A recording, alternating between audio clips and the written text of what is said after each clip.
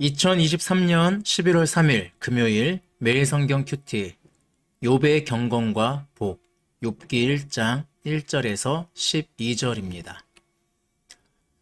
오늘부터는 욥기에 들어갑니다. 욥기는 오늘날로 따지면 뮤지컬에 가깝습니다. 초반은 산문으로 이루어져 있고 후에 욥과 친구들의 대화는 시 형태로 이루어집니다.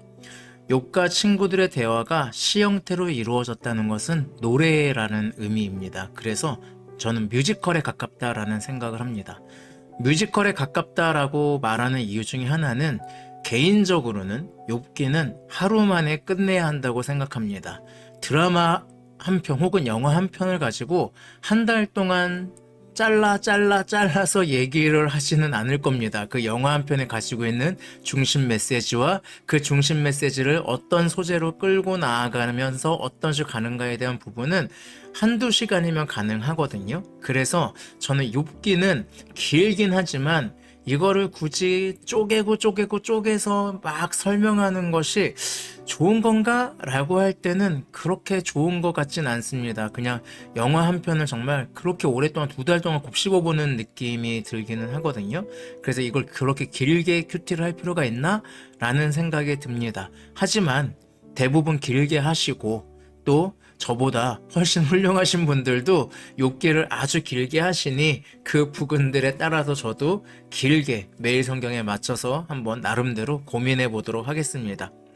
욥기는 장르로 따지면 지혜의 문학입니다. 잠언이 우리가 인생을 사는 데 있어서 일반적인 하나님의 섭리를 보여주고 있습니다. 예를 들어 부지런하면 잘 살고 게으르면 못 산다. 노력하면 성공하고 노력하지 않으면 실패한다. 착하게 살면 복 받고 악하게 살면 벌 받는다. 이런 것들이죠. 하지만 우리가 사는 세상은 꼭 그렇지는 않습니다. 그런 일반적인 섭리의 예외 현상이 일어나기도 합니다. 욥기는 그런 것을 다루고 있는 지혜 문학이다라는 점을 생각하고 읽으시면 도움이 될 겁니다. 그러면 욥기 시작하겠습니다. 오늘 본문은 크게 두 가지로 나누어집니다. 1절에서 5절은 욥이란 사람이 어떤 사람인가를 보여줍니다. 욥은 온전하고 정직한 사람입니다. 그는 아들 7과 딸 3이 있습니다. 하나님의 말씀대로 생육하고 번성하고 있죠. 그는 많은 재산을 가지고 있는 사람입니다. 그는 온전함을 위해 언제나 노력하는 사람입니다. 자녀들이 생일잔치를 끝내면 혹시 죄를 범하지는 않았는지 성결케 하는 제사를 지내는 사람이었습니다. 이쯤 되면 욥이 왜 복을 누리며 사는지 충분히 설명이 됩니다. 심지어 8절에 보면 하나님마저도 내가 내 종 욥을 주의하여 보았느냐? 그와 같이 온전하고 정직하여 하나님을 경외하며 악에서 떠난 자는 세상에 없느니라 라고 얘기할 정도입니다. 성경은 욥의 이런 모습을 보여주면서 그에게는 고난은 없어야 한다는 입장을 우리에게 보여주고 있습니다. 6절과 12절에서는 천상회의 장면이 나오고 있습니다. 하나님의 아들들이 하나님 앞에 서고 사탄이 그들 가운데 옵니다.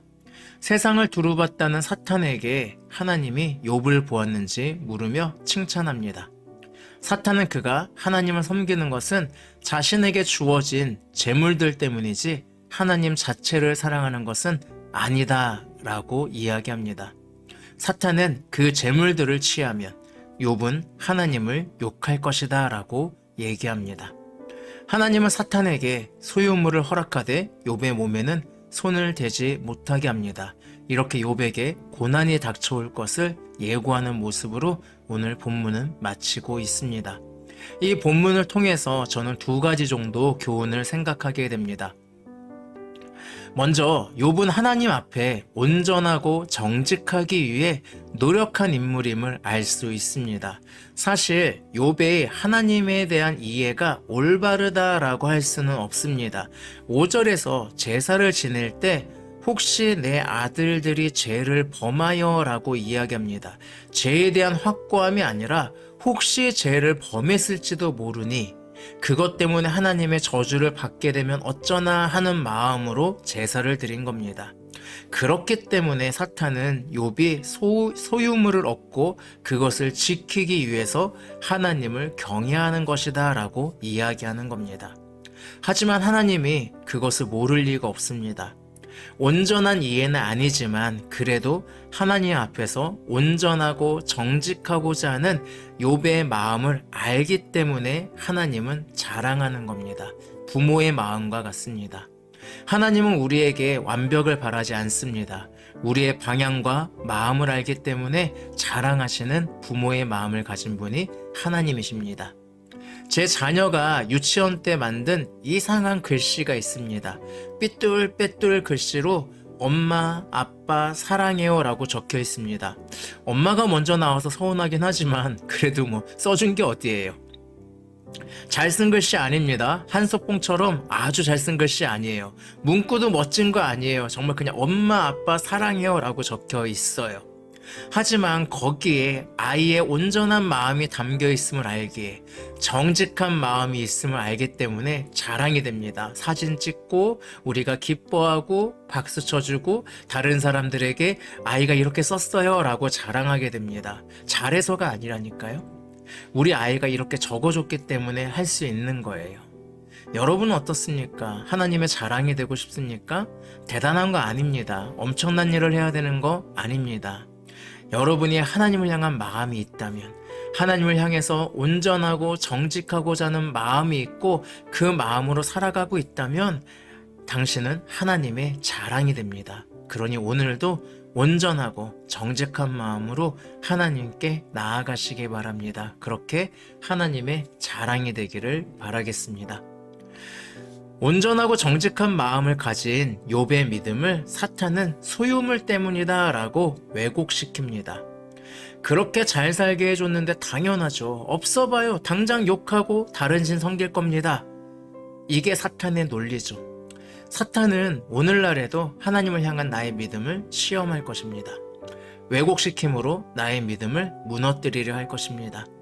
욥을 시험했듯이 우리에게도 그렇게 할 것입니다. 그리고 때론 그 시험이 우리에게 실제로 일어날 수도 있습니다. 하지만 오늘 본문을 자세히 보시면 사탄에게 시험을 허락하지만 통제하기도 합니다. 사탄은 욥을 시험할 수 있게 되었지만 그의 몸은 건드릴 수 없게 되었습니다. 오늘날 나의 믿음을 왜곡시키며 무너뜨리려는 사탄의 시험이 나를 힘들게 할 수 있습니다. 하지만 나를 지키기 위해서 통제하고 계시는 하나님을 더욱 믿으시기 바랍니다. 우리가 통과하지 못할 시험은 허락하지 않는다고 성경은 이야기합니다. 혹시 지금 말 못할 어려움이 있는 분이 계십니까? 하나님이 만들어 놓은 한계가 있음을 믿으시기 바랍니다. 온전하고 정직하더라도 우리는 시험 가운데 놓일 수 있습니다. 견딜 힘을 주시는 하나님을 믿고 이겨내시기 바랍니다. 견딜 힘을 주시는 하나님을 믿고 시험 속에 있는 사람들의 힘이 되어주시고 위로하시는 그런 하루가 되었으면 좋겠습니다. 오늘도 그렇게 이겨내는 저와 여러분이 되기를 바라겠습니다. 기도하겠습니다.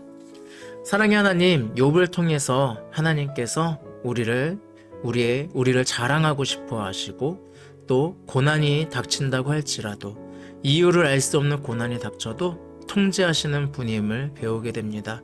오늘 때로는 어려울지라도 그 하나님을 믿고 오늘 나에게 있는 고난을 이겨낼 힘을 주시기를 원합니다.